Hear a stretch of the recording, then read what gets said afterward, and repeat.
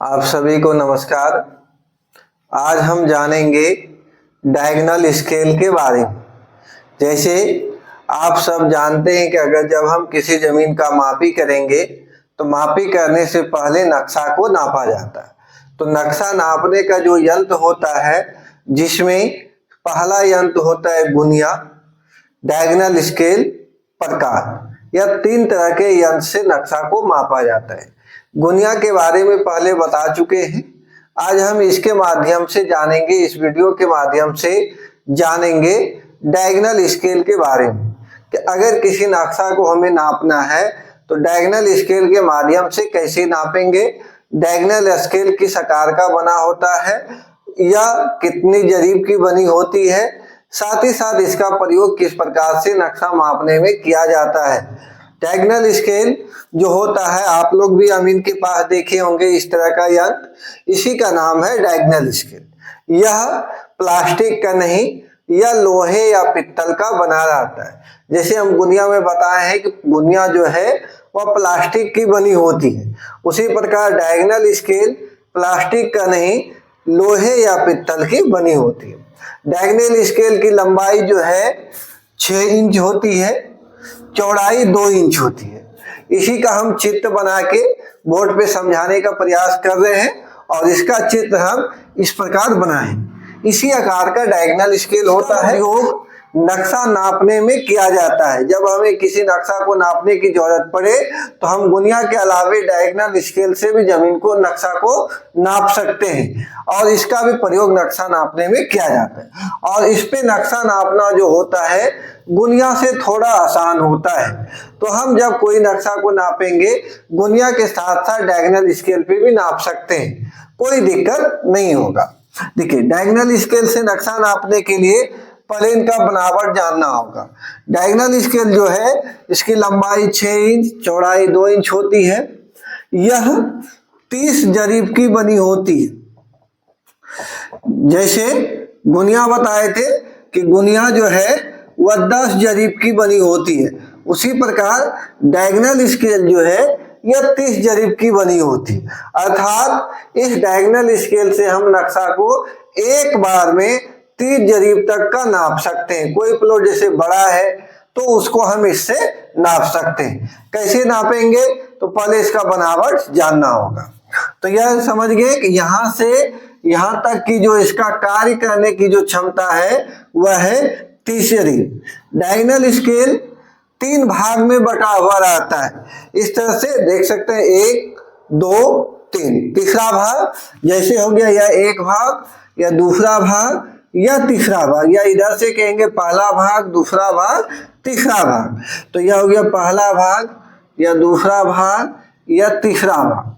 3 भाग में बटा रहता है। और जब 3 भागों में बांट दिया डायगोनल स्केल को, तो इसमें जो प्रत्येक भाग हुआ, यह या दूसरा या तीसरा, प्रत्येक भाग होता है 10 जरीब का। यह भी 10 जरीब, यह भी 10 जरीब और यह भी हो गया 10 जरीब। तो टोटल हो गया 30 जरीब। 10 10 10 30 जरीब का प्रथम भाग होता है उसको तिरछी लाइन के माध्यम से 10 भागों में बांटा गया है डायगोनल स्केल में। कैसे? इस प्रकार से, ये पहला भाग हुआ, यहाँ क्या हो जाएगा 0।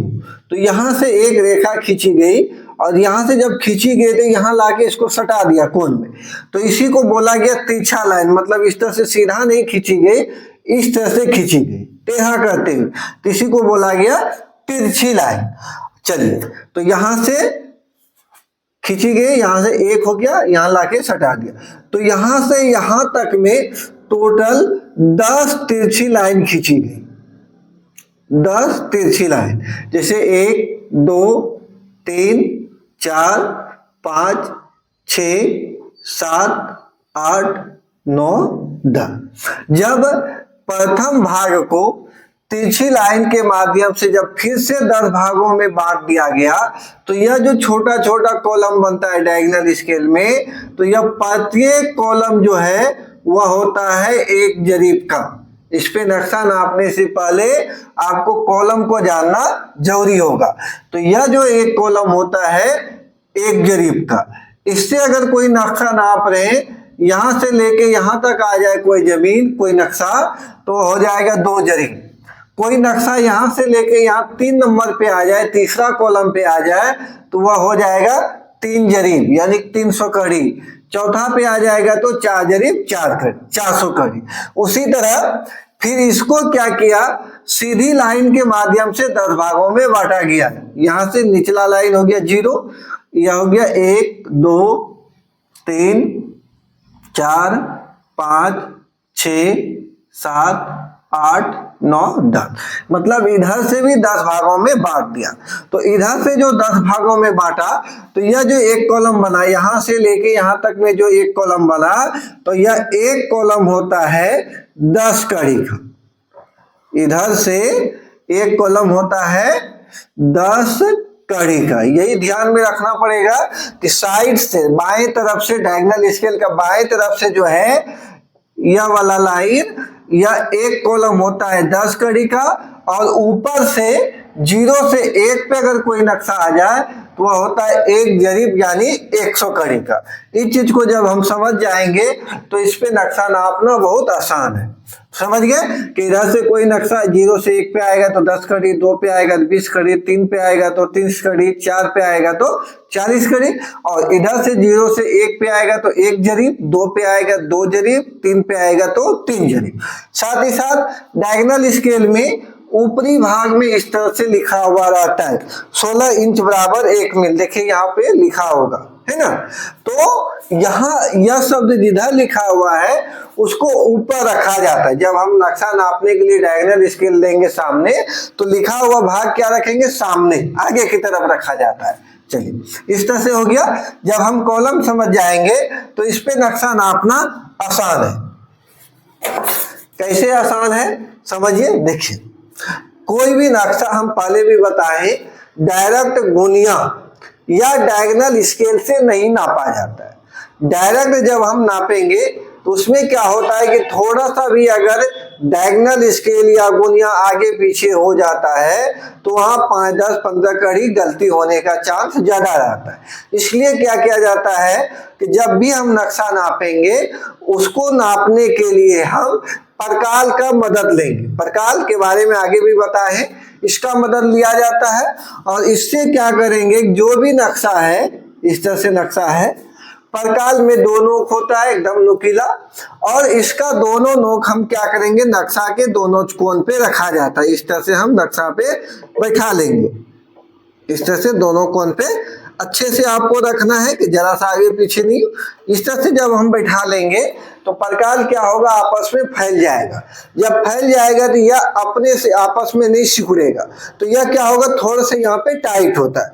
तब हम क्या करेंगे, इसको देखने के लिए यह कितना कड़ी बता रहा है, इसको देखने के लिए हम इसको गुनिया पे ले जाएंगे या डायगोनल स्केल पे ले जाएंगे। तो डायगोनल स्केल का चित्र बना हुआ, इस पे समझाते हैं कि कैसे हम नक्शा को डायगोनल स्केल से नापें। तो हम परकाल से कोई नक्शा का नाप ऐसे उठा लेंगे। उठाने के बाद क्या करना है, परकाल में 2 नोक होता है। एक नोक आपको हमेशा रखना है 0 लाइन पे, यहां से 0 लाइन पे ऐसे रखना है, ठीक। और दूसरी नोक को हमको देखना है कोण पे आ रहा है, या जो कोण है, या जो कोण हुआ कोण पे आ रहा है कि नहीं आ रहा है, इसको देखना है। तो देखिए जैसे इसको रखेंगे तो देखिए कोण पे नहीं आ रहा है, यहाँ पे बीच में आ रहा है दूसरी नोक, तब अभी हमें नहीं देखना है। तब क्या नियम है कि परकाल को हम धीरे धीरे धीरे ऊपर की ओर ले जाएंगे, और जब ऊपर ले जाएंगे तो यह दूसरी नोक कहीं ना कहीं किसी कोण पे टच कर जाएगा, और जैसे टच करेगा तब हम देख लेंगे कितना जरीब कितना कड़ी हो रहा है। चलिए क्या करेंगे, ऐसे रखना है और इसको धीरे धीरे धीरे धीरे देखिए सही से जब लाएंगे तो यहाँ आके बैठ गया। तो जैसे हम इसको आगे बढ़ाएंगे तो यह नोक मान के चलिए एक यहाँ बैठ गया और एक यहाँ बैठ गया, 2 नोक है ना, दोनों एक यहाँ बैठा एक यहाँ बैठा। जैसे ही इस कोण पे परकाल बैठ जाएगा तब आप देख सकते हैं कितना जरीब कितना कड़ी हो रहा है। तो कैसे देखेंगे, सबसे पहले आपको सामने की ओर देखना है कि यह जो रेखा है कौन सा रेखा है। तो ये रेखा कौन है, 5वां है। तो 5वां का मतलब कितना होता है, इधर से 5 जरीब, 5 जरीब यानी कि 500 कड़ी, और जब यहाँ हो गया 5 जरीब मतलब 500 कड़ी। लेकिन 5 जरीब कब होगा कि जब परकाल का एक नोक यहाँ बैठ जाएगा तब। लेकिन क्या है कि परकाल का दूसरी नोक 5वां रेखा में है, लेकिन उससे क्या है थोड़ा नीचे है। तो जैसे थोड़ा नीचे है, 5 के पहले क्या था 4 का मतलब 4 जरीब यानी कि 400 कड़ी। उसके बाद तब क्या देखना है कि इधर का रेखा जो है यह कौन सा है। तो यह रेखा कौन सा है, 9 नंबर वाला है। 9 नंबर का मतलब कितना होता है 90 कड़ी। तो इसमें हम क्या कर देंगे 90 को जोड़ देंगे, तो टोटल कितना कड़ी हो गया 490 कड़ी। तो आसानी से हो गया, इसको रखना ऐसे ऐसे बढ़ाते जाएंगे। एक नोक यहाँ एक नोक यहाँ बैठा तो 5 पे तो 5 जरीब, लेकिन जब यहाँ आ जाएगा तब, उससे थोड़ा नीचे है तो 5 नहीं हुआ, कितना पूरा हो गया 4 यानी 400 कड़ी। उसके बाद इधर से देख लेंगे 9 मतलब 90 कड़ी, 490 कड़ी, समझ गए। उसी तरह से फिर बढ़ाएं, एक नोक यहाँ बैठ गया एक नोक यहाँ बैठा परकाल का, तब कितना हुआ कैसे देखेंगे यह रेखा कौन सा है 7वां है। 7 का मतलब 7 जरीब यानी 700 कड़ी। लेकिन जब यहां तक परकाल आ जाएगा तब 700 कड़ी, 700 नहीं हुआ। तब कितना देखेंगे 7 से पहले क्या है 6 है ना। तो 6 का मतलब हो गया 6 जरीब यानी 600 कड़ी। उसके बाद क्या करेंगे, यहाँ पे बैठा है इधर वाली रेखा देखेंगे कितना नंबर वाला है, तो 7 नंबर वाला है मतलब 70 कड़ी। टोटल कितना हो गया 670 कड़ी। इस तरह से नापा जाता है। कहीं पे कोई नक्शा नाप रहे हैं इसको इस तरह से, और जब हम बढ़ाए तो एक नोक यहाँ बैठ गया एक नोक यहाँ बैठा परकाल का, तब कितना हो गया यहाँ देख लेंगे किस पे बैठा है 8 पे, और 8 का सबसे अंतिम रेखा पे बैठ रहा है। तो मतलब 8 जरीब यानी कि 800 कड़ी कंप्लीट हो गया। इस तरह से हम डायगोनल स्केल पे नक्शा को नाप सकते हैं। इस पे नक्शा बहुत आसान, सिर्फ आपको ध्यान में रखना है कि ऊपर का जो कॉलम होता है एक कॉलम बराबर 1 जरीब यानी 100 कड़ी, और साइड से जो कॉलम होता है एक कॉलम बराबर 10 कड़ी। इस चीज को हम ध्यान में रखेंगे तो इस पे नक्शा नापना बहुत ही आसान है। धन्यवाद।